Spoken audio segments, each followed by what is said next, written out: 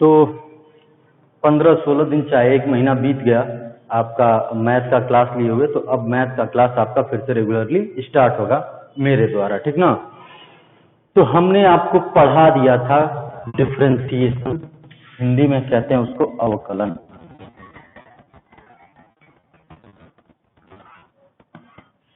ठीक ना। तो हमने अवकलन पढ़ा दिया था आपको, डिफरेंशिएशन। अब ये अवकलन तो हमने पढ़ लिया, ठीक। एक चीज इसमें बच गई थी, सातत्यता, कंटिन्यूटी। क्या बचा था? कंटिन्यूटी, ठीक है।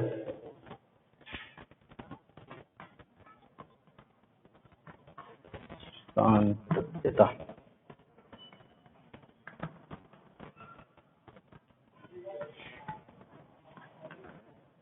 Differentiation, continuity. तो अवकलन तो हमने पढ़ा दिया था, अवकलन होता क्या है, फलन का अवकलन कैसे करते हैं, लॉगरिथमिक मेथड है उसका, ट्रिग्नोमेट्रिक फलन का अवकलन, उसके बाद लॉगरिथमिक मेथड बताया था, उसमें हमने चैन रूल बताया था, ठीक ना। उसके बाद हमने द्वितीय कोटि की 2 घात का अवकलन बताया था, जो भी था, सेकंड ऑर्डर उसको कहते हैं, ठीक ना। सेकंड ऑर्डर हमने डिफरेंशिएशन बताया था, उसमें थर्ड ऑर्डर भी बताया था, ठीक ना। अब आप कितना हुआ ऑर्डर करते चले जाएं, ये सब बता दिया था, डिफरेंशिएशन मेरा हो गया था। आपका काम था लगाना। आशा करते हैं कि आपके पास 1 महीना था, आपने सारे क्वेश्चंस लगा लिए होंगे, ठीक है। नहीं लगाए हैं तो ये अब ये आपकी जिम्मेदारी है कि आप लगाएं या ना लगाएं, ठीक ना। फिलहाल लगा लीजिए, पढ़ लीजिए जितना पढ़ाया जा रहा है। अभी फिलहाल तो आप जानते ही हैं, पेपर पढ़ रहे होंगे, वैक्सीन का ट्रायल चल रहा है, ठीक ना। इंडिया में भी शुरू हो गया है, काफी सारी कंपनियां, अभी तो एम्स में चल रहा है कोवैक्सीन का ट्रायल, ठीक ना। तो अभी ट्रायल चल रहा है, ठीक। उसमें भी बहुत लंबा प्रोसेस होता है, ऐसा मत समझिएगा कि ट्रायल हो गया और अब वो हो गया तो चलिए निकाल लेते हैं, ठीक ना, वैक्सीन बन गया, ऐसे नहीं है। और दुनिया में 7.5 अरब आबादी है, तो देखिए वैक्सीन कौन बनाता है। रसिया ने तो फिलहाल कहा था कि हम वैक्सीन बना लिए हैं, अब ऑक्सफोर्ड भी कह रहे हैं कि हम वैक्सीन बना लिए हैं। तो अभी WHO मान्यता देगा, वो खुद ट्रायल करेगा, देखेगा सही है कि नहीं, WHO मान्यता देगा, उसके बाद ही मार्केट में आएगा। उसके बाद 7.5 अरब लोगों के तक पहुंचाना है वैक्सीन। तो आप अभी यही मान के चलिए कि आपकी पढ़ाई यही ऑनलाइन ही हो रही है, ठीक ना। आपको पता भी होगा कि आपके 30% सिलेबस को कम भी कर दिया गया है, तो आपके साथ ग्रुप में भेज भी दिया गया है, तो आप ये देख लेंगे कि सिलेबस क्या क्या कम किया गया है, ठीक है। तो वो चीजें हम पढ़ाएंगे, जो कम किया गया है वो छोड़ देंगे, ठीक है। तो अभी फिलहाल कंटिन्यूटी और डिफरेंशिएशन था आपके सिलेबस में, तो डिफरेंशिएशन हो गया है। कंटिन्यूटी आज हल्का फुल्का उसको हम बता देते हैं। कल आप कंटिन्यूटी लगाने से पहले आपको थोड़ा ध्यान देना पड़ेगा लिमिट के बारे में, ठीक ना। लिमिट इसके लिए उपयोगी होता है, तो आप लिमिट घर पर 11 में शायद पढ़ चुके होंगे, तो एक बार फिर से लिमिट पढ़ लीजिएगा। उसमें भी खासकर लिमिट निकालते कैसे हैं, और लेफ्ट हैंड लिमिट और राइट हैंड लिमिट, ठीक ना। तो फिलहाल अगर आपके दिमाग में ये होगा कि जल्द ही स्कूल खुलने वाला है, तो आप ये जो दिवा स्वप्न है ये त्याग देंगे, ठीक ना। और फिलहाल जो ऑनलाइन जिस प्रकार से आपको स्कूल जो है फैसिलिटी दे रहा है, उस हिसाब से पढ़िए अगर आप पढ़ने में इंटरेस्टेड हैं, ठीक है। तो हम साम्यता अवकलन तो हम पढ़ा दिए थे, साम्यता पढ़ानी है। साम्यता के बाद साम्यता एक कल खत्म हो जाएगा, कल शुरू होके कल खत्म भी हो जाएगा, ठीक ना। बहुत ज्यादा नहीं है, आज थोड़ा बहुत बता देते हैं आपको।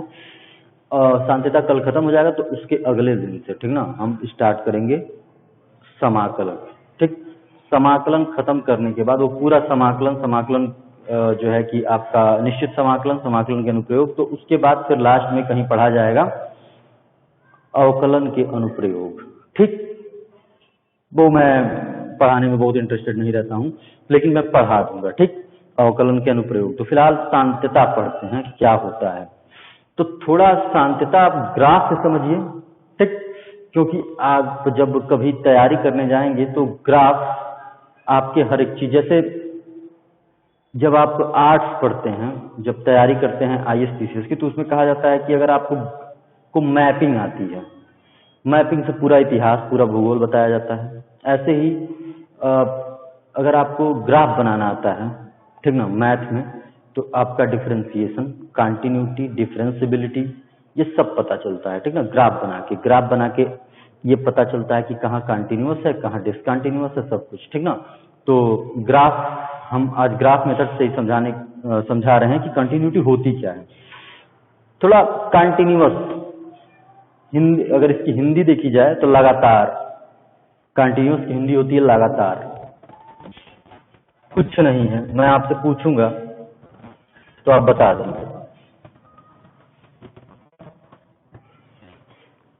ये दो ग्राफ, ये एक फलन का ग्राफ है fx, ये भी फलन है gx, उसका ग्राफ है, ठीक। मैं पूछूं इसमें से कौन सा कंटिन्यूअस है, कौन सा लगातार है, तो आप कहेंगे महाशय ये यहाँ से शुरू होकर यहाँ तक गया है और ये लगातार है, ये कहीं टूटा उटा नहीं है, तो ये कंटिन्यूअस है। और मैं कहूँ इसमें से कौन सा डिसकंटिन्यूअस, तो कहेंगे महाशय ये जो gx फलन है यहाँ शुरू हुआ है, यहाँ टूटा है, फिर यहाँ शुरू होकर यहाँ खत्म हो गया है, तो ये महाशय यहाँ बीच में टूटा हुआ है, इसलिए ये डिसकंटिन्यूअस है।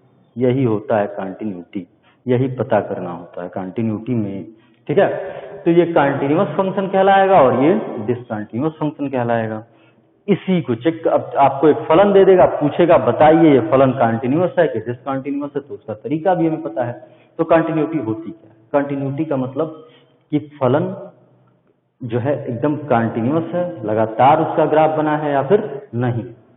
इसका एक और तरीका होता है, यदि आप किसी फलन का ग्राफ, फलन का चित्र बिना पेन उठाए बना देते हैं तो वो कंटिन्यूअस है, अगर आप पेन उठाकर बनाते हैं तो वो डिसकंटिन्यूअस है। अगर ये fx है, इसका मुझे ग्राफ बनाना हो तो मैं यहाँ से स्टार्ट करूंगा बिना कलम उठाए, यहाँ तक बनाऊंगा और यहाँ खत्म कर दूंगा, तो ये मेरा कंटिन्यूअस है। लेकिन मुझे अगर gx का ग्राफ बनाना है तो मैं कलम पकड़ूंगा, यहाँ लाऊंगा, फिर उठाऊंगा, यहाँ से स्टार्ट करूंगा, यहाँ लाऊंगा, तो ये फलन मेरे लिए डिसकंटिन्यूअस है। यही होता है कंटिन्यूटी एंड डिसकंटिन्यूटी।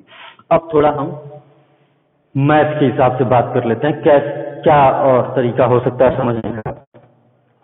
तो चलिए समझ लेते हैं। अब थोड़ा लिमिट, तो लिमिट तैयार कर लीजिएगा आप, ठीक ना। लिमिट आप थोड़ा सा देख लीजिएगा आज क्या होता है, कैसे निकाला गया होता है, ठीक ना। Left hand limit, right hand limit क्या होती है, ये सब थोड़ा आप देख लेंगे तो कल पढ़ा देंगे कंटिन्यूटी, ठीक ना।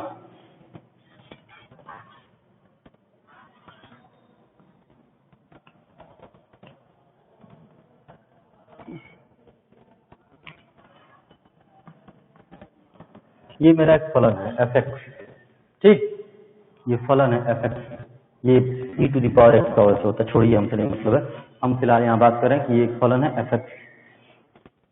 अगर मुझे जानना है,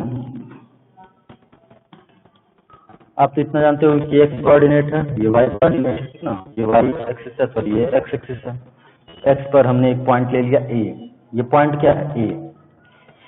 हमें जानना है कि ये फलन a पर कंटिन्यूअस है या a पर डिसकंटिन्यूअस है। हमें जानना है कि फलन a पर कंटिन्यूअस है या a पर डिसकंटिन्यूअस है, a पर बना हुआ है या a पर टूटा हुआ है।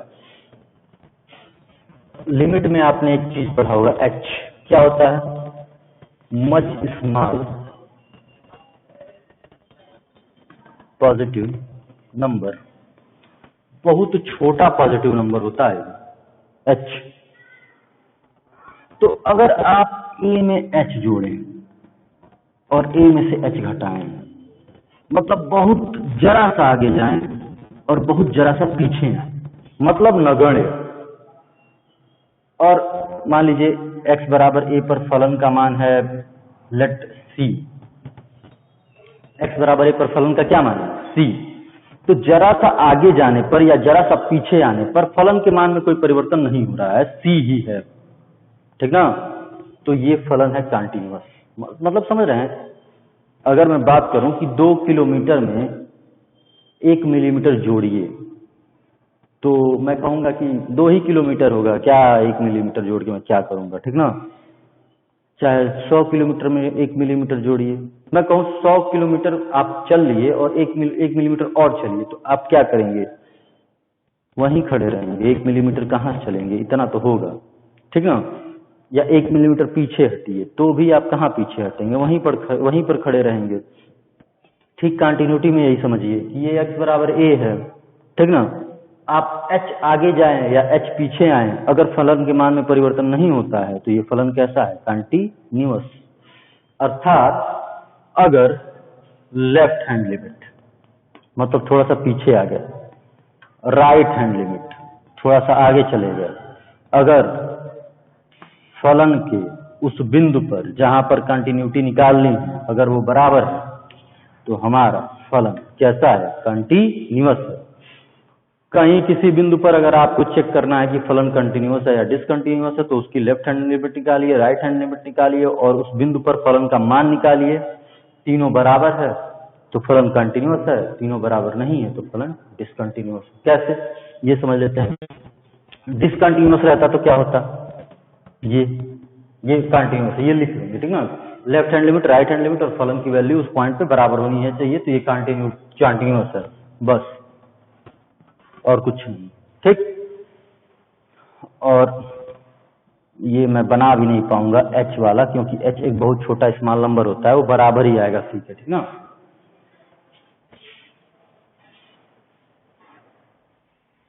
ठीक। अच्छा, अब बात करते हैं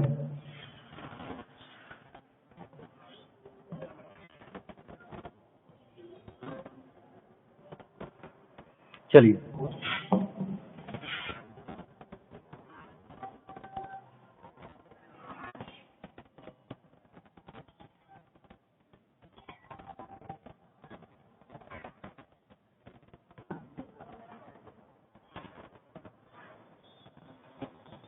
मान लीजिए एक फलन ऐसा है, ये x बराबर a है, यहाँ पर कैसे होगा कि डिसकंटिन्यूअस है, तो जैसे ही आप a प्लस h करेंगे फलन का मान उठ के यहाँ चला जाएगा, क्योंकि फलन कंटिन्यूअस नहीं है। अब यहाँ के बाद फलन यहाँ है, तो जैसे ही a प्लस h निकालेंगे, तो जैसे ही थोड़ा सा आगे बढ़ेंगे फलन का मान ये आएगा, और a प्लस h तो ठीक है बराबर आ जाएगा। तो समझ रहे हैं, ए से जैसे ही आगे बढ़ेंगे फलन का मान आगे चला जाएगा, मतलब राइट हैंड लिमिट आपकी लेफ्ट हैंड लिमिट के बराबर यहाँ नहीं आएगी, तो ये फलन क्या हो गया? डिसकंटिन्यूअस हो गया। या ऐसे भी हो सकता है भाई,